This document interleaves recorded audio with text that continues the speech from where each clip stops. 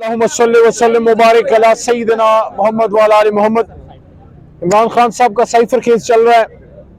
इमरान खान साहब के खिलाफ झूठ का एक परिंदा बनाया गया और 200 से ज्यादा केसेस बनाए गए। किसी केस में कोई हकीकत नहीं।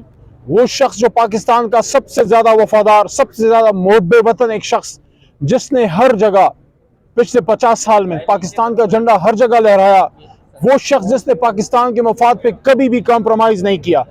और जब बात पाकिस्तान की पाक सरजमीन की आई तो उन्होंने क्लियर मैसेज दिया बड़ी ताकतों को कि एक इंच भी पाकिस्तान का नहीं देंगे, एब्सोल्युटली नॉट। उसकी कीमत चुका रहा है वो आदमी। अफसोस होता है एक शख्स जिसने पाकिस्तान की आज़ादी के लिए स्टैंड लिया, जिसने अमेरिका जाके हुर्मत रसूल सल्लल्लाहु अलैहि वसल्लम का केस लड़ा, वो शख्स जिसने दुनिया में पाकिस्तान की, कश्मीर की वकालत की, जिसने खुलम खुला क्लियर मैसेज दिया कि कभी इसराइल को तस्लीम नहीं करेंगे और फ़लस्तीन के आज़ादी तक हम फ़लस्तीन कॉज के साथ, फ़लस्तीनियों के साथ खड़े हैं। आज आप देख लें फ़लस्तीनियों का जुल्म और सितम हो रहा है। इसराइल ने जुल्म का बाजार गर्म कर रखा है गजा में। कोई उम्मत मुस्लिमा में है कोई शख्स डंके की चोट पे बात करने वाला?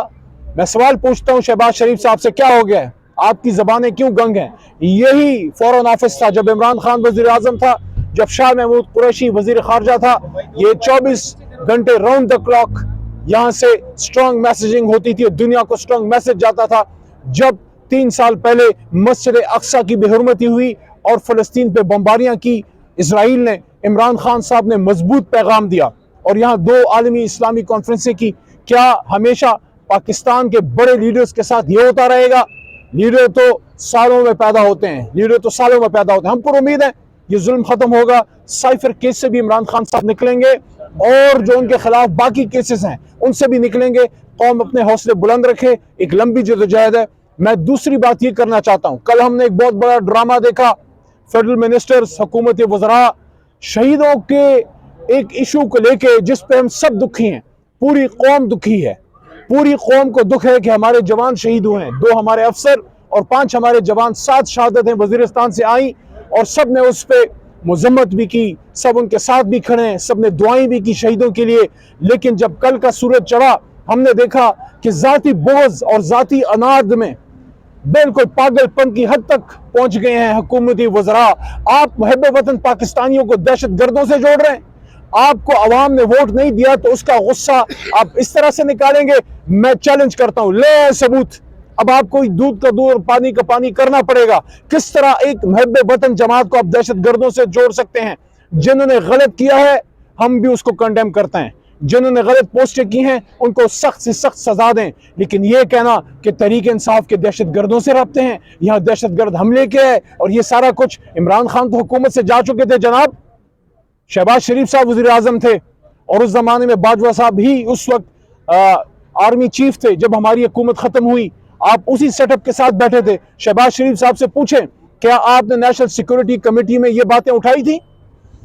इमरान खान साहब तो उस वक्त वज़ीर आज़म नहीं थे, तो फिर कौन था जो इसकी इजाजत दे रहा था कि पाकिस्तान में इस तरह के लोग आए? इमरान खान साहब तो हमेशा दहशतगर्दी के खिलाफ रहे और उसकी कीमत चुकाई है और अब भी चुका रहे हैं। रमजान के महीने में अडियाला में पड़े हुए, क्या जुर्म किया है उन्होंने? तो मैं हुकूमती वज़रा को ये कहना चाहता हूँ, होश के नाखुन लें। अपने हारे हुए मैंडेट की का बोझ और उसका गुस्सा इस तरीके से ना निकालें। शहीदों की शहादतों को मुतनाज़ ना बनाएं। ये शहीद किसी एक जमात या किसी हुकूमत के नहीं, ये पूरी कौम के शहीद होते हैं। और इमरान खान साहब ने हमेशा ये बात की थी कि मुल्क भी मेरा है और फौज भी मेरी है, तो ये बात वहां पे खत्म हो गई। अब आगे बात करते हैं।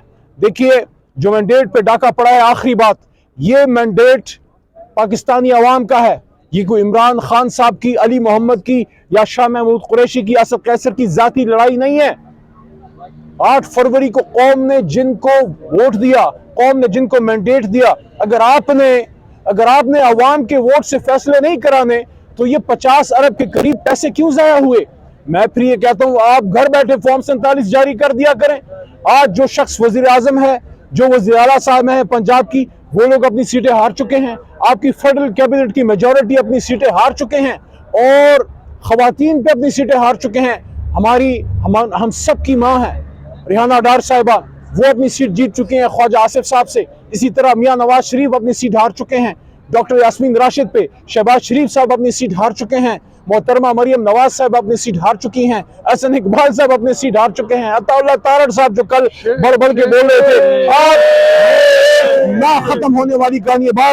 बहरहाल इंशाअल्लाह अदालतों में, ट्राइब्यूनल में, पार्लिमान में, रोडों पे हम इस मैंडेट के तहफ़्फ़ुज़ और उसकी वापसी के लिए अपनी पुरअमन सियासी कानूनी जदोजहद जारी रखेंगे। कौन बचाएगा पाकिस्तान?